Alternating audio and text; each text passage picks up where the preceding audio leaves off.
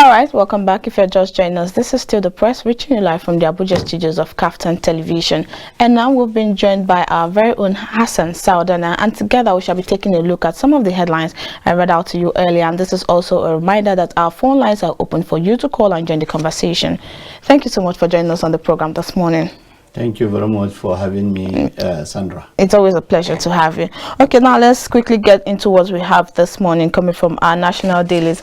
This headline on the Daily Independent says, Federal government unbundles ASU, OK's Konwa, and NAMDA registration. And it says, to pay Konwa members' salary for period ASU strike lasted. And we should also remember that ASU... Konwa actually broke away from ASU. It has been there, but it was actually legalized or officialized during the ASU strike. Now the federal government is claiming to want to pay them for the period of time which ASU was also on strike. So how do you react to this? Because for me, I see it as a federal government's way of trying to incite ASU or just to provoke them a bit. How do you react to this? And also, let's not forget the statement of Chris Ngigi. He said, do not behave like ASU. Okay. Sandra, it's something to do with reality. If the government want to pay Konwa and NAMDA their own salaries without paying ASU, what is the reason behind that? Somebody will look at the subject in vast, so that one will be very fair and just to each other. Just not because I am in favor of government or I'm against the government, I will not think widely. What am I trying to say here is that if really the federal government want to pay Konwa and NAMDA their own salaries during this period of ASU strike, okay, what are the reasons behind it? Were they attending or going to the universities during that very period? Yes. If they are not going, then the what do we call it? The government is not fair to ASU. But so long if this Konwa and the other organization, that is association, NAMDA, have been attending, going to the university, even if they are staying outside the classroom or the lecture rooms or their offices under the shade of a tree, they deserve to be paid. But still, they did not work. But because the reality, it says no work, no pay. Because the reason why they were not working, first, the university was under lock and key.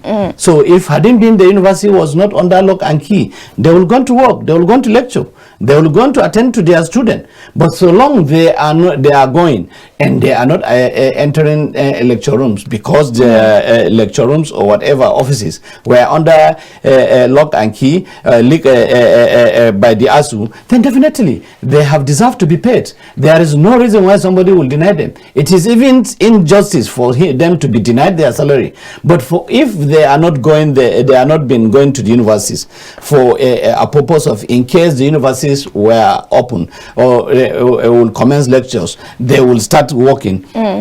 They are staying at home the way ASU are staying at home, then nobody will pay them. And if you pay them, you are not justifying the means of being a leader. The reality is this: one must have to believe and understand that why what are the reasons behind government will pay Konwa and NAMDA without paying the other people. If they will going to make mistake and pay the Konwa based on the reasons of favorism, and then definitely we are expecting more difficulties to come in a nearby future. And the reason behind it is this: you are inciting them against ASU. But if it is because they were so lenient and so patriotic to be in the universities during the ASU strike, then definitely, even me, I will support the government. I will advise the government to pay them. But like I said earlier, going to the university did not prevent the effect of ASU strike. It's just like, let's say for instance, KAFTAN TV is shut down for a bit or for some days, and I keep on showing up to work every day, but I'm not doing anything. It doesn't prevent KAFTAN from being shut down. So do I get paid while others? Hadn't been KAFTAN was not shut down, you will continue to do your work. If you have an access to the your studio, Sandra, you will going to be on air. But because your management, some of them, the majority of the management, or some of the those who are steering, having the steering at the holding the 4 S's at their hands at KAFTAN have shut down KAFTAN. They are on their own. If the management of KAFTAN decided not to pay them, and they will pay you because of your punctuality, you are in the KAFTAN arena all the times being during the shutdown, definitely you earn a salary, a good salary. I will support them to give you, to pay you, because you are a good journalist, or you are a punctual worker who remained patriotic to grow that very what they call it, organization called KAFTAN. But the fact remains that the others have remained home, and they want to claim to be paid. If the government said they will pay them, I am not against them. But if the government stands will not pay them, I am not against the government. I will still be at a neutral point. The government have a reason, because they said what they call it, the act that says work, no work, no pay. It is there in the Constitution. So what are people claiming? What are people claiming? Tell me in any country where somebody will go to a strike for more than a month and will survive his work or her work. No any place. Find out from the other. That is why sometimes back, I think in the Hausa program, your others counterpart, I was telling them that it happens in Malaysia when the pilots were ready to be always going for strike, and later in the day, the president of Malaysia make a kind of arrangement and put in place that since these people have been going for strike all the time, let them go this time around. I will going to replace them. And since then, when they realized that they were going to be replaced by another pilot, there was no more strike. And the Malaysian airlines are the same thing with United Arab Emirates. That is this where we call Dubai. It happened the same. The same thing the former Prime Minister of UK, and that was what is her name, Margaret Thatcher. She did in the energy. When she realized that the energy workers are always on strike, she provides a vacuum whereby the energy policy must able to what they call it, gathered enough energy. Even if they went for a strike, it will still work for not less than 1 month, and their laws there are working. Not where in Nigeria, where this is it. Even if in Nigeria we are not using the half of our laws to implement or execute things that's supposed to be done. If we have been doing that, we will be even ahead of where we are today. But be yourself. Know that the universities and whoever behind ASU, let them know that Nigeria is their country. They don't have any other country than Nigeria. And we have to be very careful and be more patriotic in everything that we are doing, because we have children. If you will going to continue producing a children that doesn't go to school, we will going to be having more Boko Haram. We will going to be having more banditries. We will going to have a lot of organizations that will going to be create a lot of mayhem in the society. But let's not forget the demands of ASU. ASU wants the educational system to be better. I don't think what their demands are for just their personal gains. They are also demanding for a better education system in the universities. So in a situation whereby ASU is knocked off, what happens? Thank you very much. You must know that the demands of the ASU have not started yesterday, not even in this government. This agreement that they have went for a strike of 9 months started from 2009. That is during the government of Umar Musa Yar'Adua, not even Jonathan. Talk less of Muhammadu Buhari.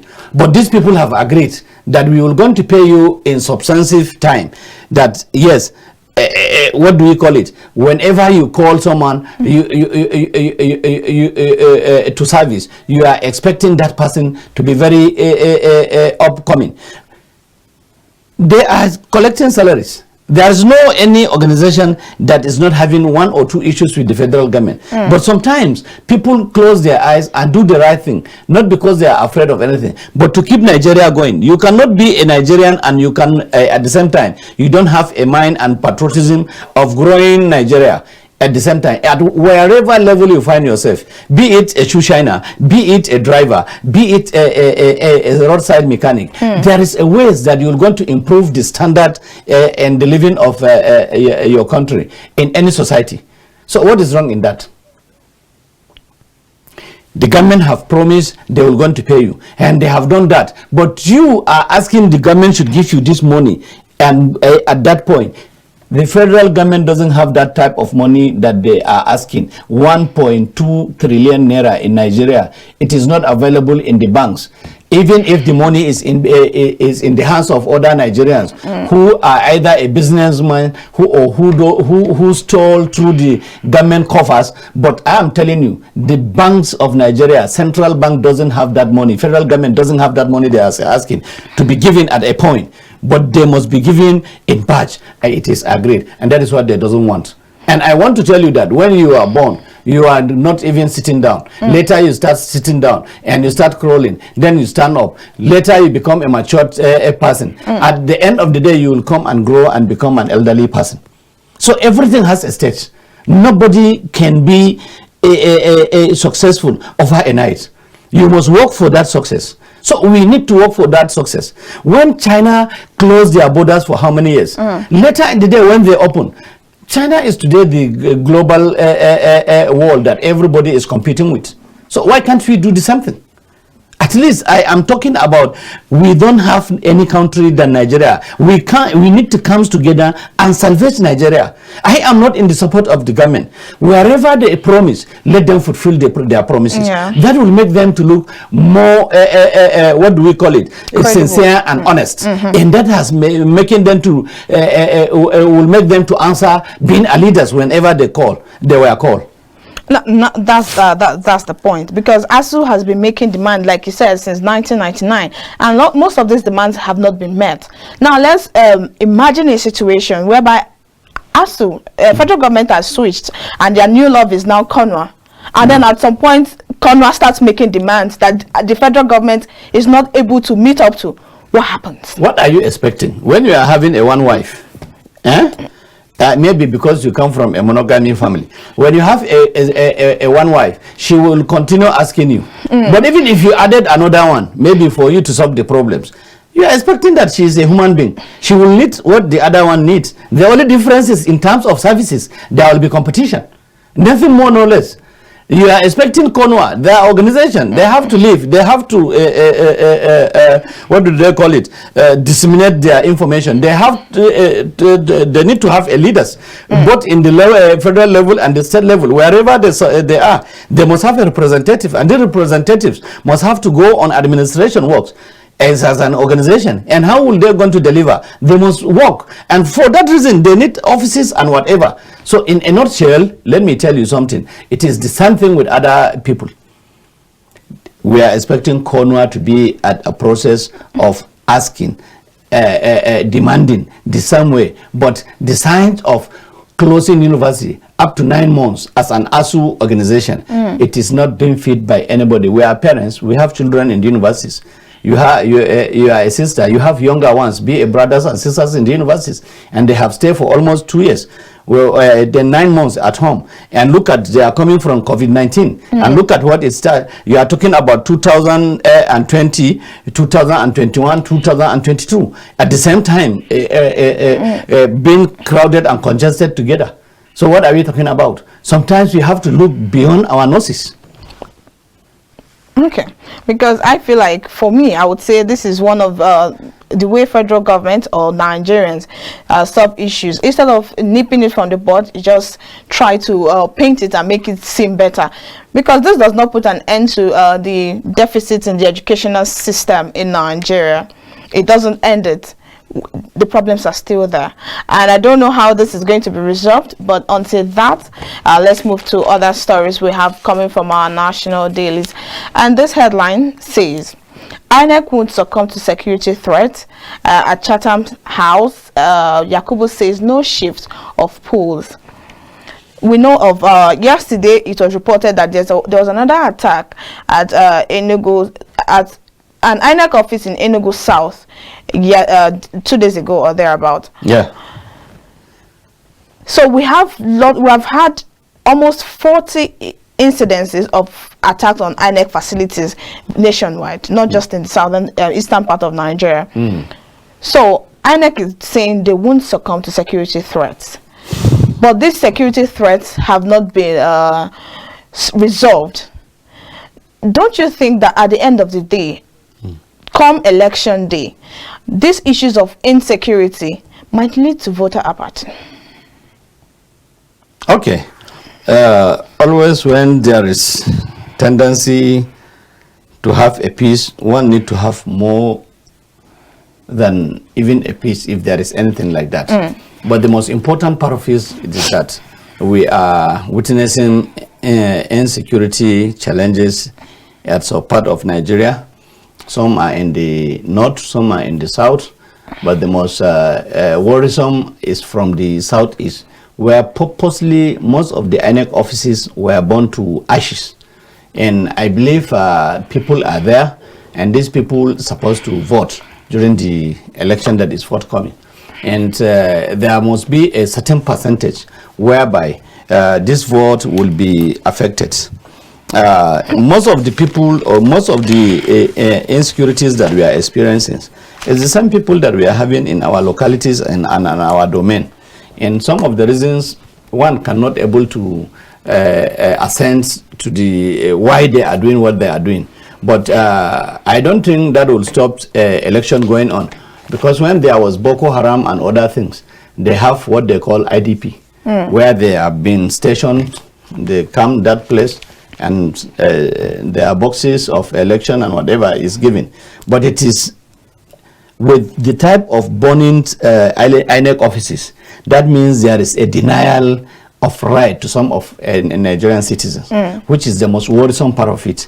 These people have a right to vote, and there may be registered cards that they have not collected from the INEC. It is in the INEC office, and some people or hoodlums came and just burned that very INEC offices. So those who are having right and have an intention with, even some are even new, what do we call it, new electorate or voters that have reached an age of 18. They went and did their card, a voter's card, and now they have that anxiety and the happiness of, yeah, this time around I'm voting someone who I feel will be the best ever president that will come. So at the end of the day, somebody went there and burned the INEC office. So automatically what we are talking about, their right to vote has been denied. So this is the most worrisome part of it. At the edge of where they will going to feel that they should exercise their right, the right has been denied. And what am I trying to say here is that the government should come up of an edge to do more than ever to make sure that this thing have not continued from now to 30-something days. I think 38 or 39 days that have But do you think the issues of insecurity can be resolved in short period of time? The reality is that it depends with the manpower that the government have at hand. And sometimes there is situation whereby it's not stick and carrot that will going to solve the problem. Sometimes the problems are solved through mutual understanding, heart-to-heart discussion, where reality will going to be discussed. You understand what I'm saying? Yeah. And these people, some of them, we know what they are agitating. Maybe some are agitating their leader is being arrested, and some are not with that, because I have seen some somebody who is giving authority from Switzerland, I be Finland, that do this, do that, something, Eleka, Abi, what is he? So the IPOP have denied him that he is not their leader. So what he is asking some, what do we call it, miscreant to do in that very area where they are burning and raising some INEC offices is not with the, is not in tandem with their agitation. You understand what I'm saying? So what we are saying is that some people who are undesirable elements are involved in trying to bring down the real agitation of the man that is leading within that very organization before. So the government should do everything humanly and possible, maybe if it means to discuss with the government of those very countries, so that this one that is ordering these things, since the organization have denied him, let him be arrested and be put in in a place where he's supposed to be, because since he is trying to what do we call it, create a lot of havoc and make a lot of lives to be lost, innocent lives for that matter, then is for him to be arrested is the most important things. Let people and let the government know why is he doing that, why is he going up to this level and be asking these types of miscreant to go ahead and be vandalizing and killing innocent lives. So the government should do more, and that is only my advice for the government. All right, we have a caller on the line. Good morning, and thank you so much for joining us on the press. Good morning, Sandra. Good morning. Thank you so much for calling in. Yeah, right, from Abuja. Thank you so much for calling. Please go ahead and make your contributions. Thank you, and good morning to you again. Good morning. When I joined late, I don't know if we have spoken about the $1 billion our president claims to have used to secure our some part of the Nigerian and of the terrorists. Since we are talking about security, I want to say that the INEC offices that are being attacked, they are not better than some other facilities of the government that have been destroyed all over the nation. And also not better than some individuals, I mean private property, that are being killed. So what we are seeing generally is that we are not yet out of the place. And it's unfortunate that the current government only shifting blame and promising instead of acting. This is still must to go. And all you see is from. I remember when we vowed that threat will become history by end of December. This is January. What are we saying? This is a sign that either the man at the end of God or the entire team have nothing to offer, and they only wasted our and took us backward. So what can we do? God help us to make the right choice this time around. But then everybody must be active. It is enough for lamentation. Let us forward and make a decision to take us to where we actually want. Yeah, thank you so much for your contributions. All right, Mr. Sardauna, that was our guest also contributing to the conversation we are having at the moment. And like I said, it's not about, you have to be proactive in situations like this. And just like I asked before he called, these issues of insecurity, we have been planning towards 2023 general elections 4 years ago. And these issues are still coming up. We had the first attack, second one, third one, 40 attacks on INEC facilities, and nothing has been done. What is now the assurance that you're giving to Nigerians that on that day of elections, things are going to pan out well? Okay, Sandra, I don't know what exactly people are talking about. Nothing has been done, because I have seen some people that were paraded in the televisions. They were confessing they are the ones who attacked so INEC office at so state at so state. Not more than, not less than 3 to 4 times. I have seen that different people that were paraded. So if something is not being done, those people are not going to be arrested. And I'm not expecting, because they were just arrested and at the same time they were going to be prosecuted at the same day. There must be a process in everything that one is doing, because this is a government and the government must have to keep a record. And be rest assured that there is something they call human rights. And this human right has given a lot of people, each and everyone, a right to live, a right to exercise his, a lot of things. So, but in a situation whereby sometimes you see, when the Boko Haram was attacking people, everywhere, every here and there, there was a place where a town called Bama. Overnight, they killed more than almost 3,000 people at Bama. So when the army repelled, and start attacking Burma. That was during Jonathan government. I know what the Human Rights International came out and talking about, that there must be human rights. So these are people who simply kill innocent lives, more than 3,000.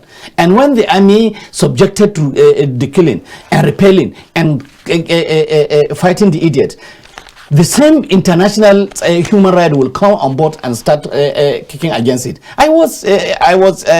You were alive, I was alive, everybody was alive when this thing happened during government of Jonathan. And this government have started something here in Katsina State. There's something the international, what do we call it, body of human right, these things, they start talking. And the next thing that they will going to do is that they will tell you, they are taking you to, what do we call it, this court at Hague, the whole human rights, something. So what I'm saying here is that the government, I believe they are doing something. But if someone will say that, no, the government are not attempting or not doing anything, I won't believe. But only that, even in my own side, they are doing it not enough. That means they must have to increase the speed and level of their fight against any insurgent, against any banditry, against any hoodlums, against anybody that is killing people innocently. Because I heard him a little bit where he is saying that this INEC office, they are not better than the lives of people who were killed innocently. Am I right? Yeah. So yes, and when you go to, when you just pick it, as of now, 2015, even to 16, when this government come, there are about 17 local government that are under the sovereigns of Boko Haram. Yeah. Today, there is no single local government. In Borno State and Yobe State, they normally close their day-to-day activities by 2 o'clock.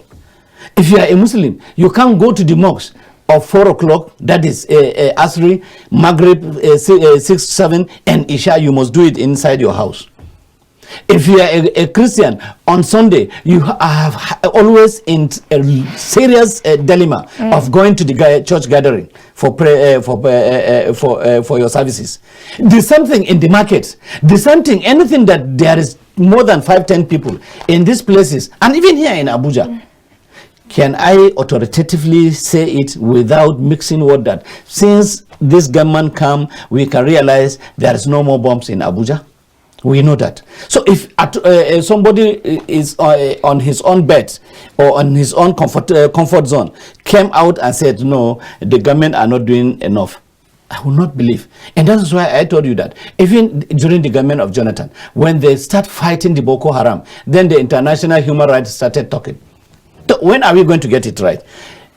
And there are some countries whereby the problem with Nigeria, even a social media is an outfit that people think it is it has a right to be talking anyhow. But I even discussed with someone who was even giving me a reference to social media. He didn't refer me to a radio outfit, neither a television nor a print media, but social media for your information. So in a society where people believe on social media, we are in a dilemma, we are in danger. People must reduce thinking that social media is an answer to a lot of things. There is a video sent to me not 2 or 3 days, 3 days ago. Somebody was telling me this is what is happening in Katsina. But when I listen to the voice behind, it is not a Nigerian voice. When I make a finding, it was Burkina Faso. What is happening in Burkina Faso? It is 10 times of what is happening in Nigeria. But you will not hear it there. They are trying to copy it. They are trying to fight it internally. Everybody put his or her hands on decks to see that they brought an issue of insecurity to an end.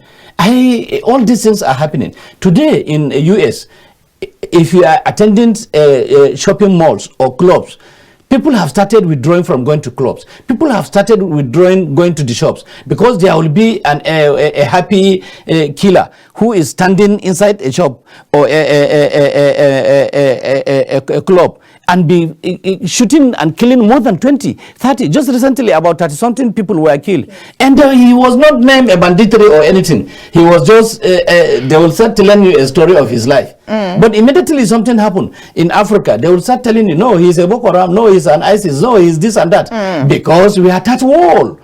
We are at wall. We don't keep our secret. We don't come to ourselves and fight this thing.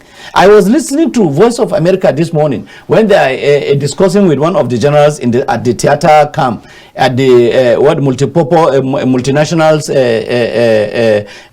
security, Chad, Nigeria, Cameroon, and about 4 countries. They have killed a lot of Boko Harams and ISWAP. About 70 of them have surrounded yesterday or day before yesterday. It is applause, but these are some of the things that nobody is talking about. You even surprised it is only international medias are talking about it. So when they are talking, they said even their bots, you know, it is a lecture, it's a lake in that chat. So they have captured about 7 of their boats and some of the aircraft, anti-aircraft rockets, and many of the guns and even motorcycles. I was hearing the generals talking. So it is a very big applause that before our security men cannot even reach to that very places. Now they have overcome that. It is only there and then that is soft targeted that these people are attacking. So what are we talking about that? Something happened just recently, not more than 3-4 days at Monguno, where our army dealt with them decisively. It is not on the news. So these are some certain things that you don't expect. I was talking to one of my friends where he is saying that this government has not done anything to Northerners. They did it only to Yoruba and the Igbo. Look at the second Niger bridge. When you are talking to a man from Yoruba land or maybe Igbo land, he will tell you that only this government is belong to Hausa people. And the Hausa man is telling you that because of the second Niger bridge, and for that reason, Buhari have taken every money down to them. Okay, if you become a president of Nigeria, you will want to become a president of Hausa or a Yoruba or Igbo. Nigeria is a country. So that is why we have to come together as a nation to fight this thing, because we said we don't have any other country than this country. Nigeria. So we have to salvage our country together, Sandra. No more, no less. But then I want to believe that an ordinary Nigerian waits for the government to actually show action of proof that we're actually fighting these issues of insecurity. Like let's say I think sometime last year, the federal government said they have list of people financing terrorism, but would not name them. Yeah. We waited for a long time, hoping that things would be different. Till today, nobody heard anything. And on The Nation this morning, this headline says, Boko Haram sponsors' aim was to split Nigeria. What are you expecting? When somebody is sponsoring a terrorism in a country, what are you expecting? So why, up till now, nobody is naming anybody? Nobody is... Okay, now let me help you. I know you know it more than me as a journalist. A lot of people that are now in custody of either a prisons or in the SSS or in any security outfit, many of them, those who are doing bury the change. I know you know that very well. Why are they in the custody? Tell me. Because most of them, or accidentally some of them, were involved. Are you getting what I'm saying? Yeah. So because of that, the bunch of the money, chunk of the money that is going for the terrorism and whatever, they come through the bury the change businessmen. And today some of them are under arrest and they are answering questions. You can see how many of them were arrested at Dubai and they were brought back to Nigeria. Because as an ordinary citizen, when they said that Nigeria entered recession and Nigeria come out of recession, America entered recession and America came out of recession. If you are an economics, you know what it means because you are following up and you are updated in the economic sector. But if you are an ordinary Nigerian like me and you here, nobody will going to come up and tell you the reality.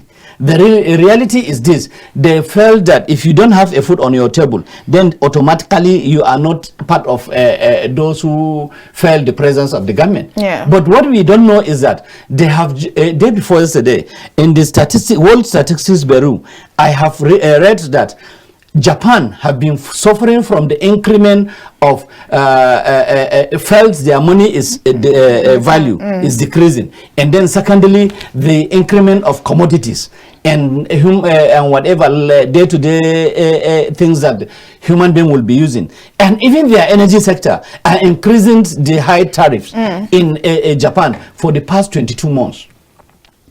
About 1 year, 8 months or 10 months. How many people knows this? When we are, look, what even stable our situation in Nigeria is because when this government asks everybody to go back to farm, and we start farming, we have Ebonyi rice, we have Abia rice, we have the Hosa rice, we have Kebbi rice, Lagos and Kebbi State. A lot of rice, a lot of people, like the state I came from. Before now, we just have only not more than 3 companies that are, what do we call it, for rice? What do we call it? Mill. Rice mill. We have only 3 or 4. Today in Kano State, we have more than 52 rice mills. Where are they coming? Is it from Sky? It is from Nigeria. And this is something we call a plus. Before, we only import rice, and whenever you bought a rice outside your country, it's to the detriment of your economy. But how many people knows this? When you go to Onitsha, the first time we had an opportunity for the government to purchase Nigerian uniform and what do we call it, military boot, it is in this government. In this government, at the cost of how? The government gave military their khakis and their boots to be sewn in Onitsha market. And at the same time, it is only this government that have ordered a lot of security vehicles that we are seeing these days. More than 4,000 at a go. They like road safety. They are even coming. They are old vehicles now. They are from Innocent Motors. Are we not calling this a plus? The DIC, Kaduna Defense Industries Company, before this government, they were just only producing assaults. Today, they are producing armor personnel carrier, APC bulletproof. So are we talking that something is happening in order to defend our lives, in order to improve the standard of Nigeria in the global world? Amongst, in the African continent, the last year, there are only 11 projects that have been executed in this whole continent, and 4 are coming from Nigeria. 3 of them in Lagos, then the other one is this one, Kolmani oil something. At least there is a lot of things that are happening, but we may not do that. We may not understand because we are not economic experts. Selling a bottled water does not make you to be an expert economist. All right, thank you so much very for that. I think the take home for this conversation today is let's try to project Nigeria in a better light. And with that, we'll come to the end of the press today, reaching you live from the Abuja studios of KAFTAN Television. Till I come your way tomorrow, I am Sandra Ago. Bye for now.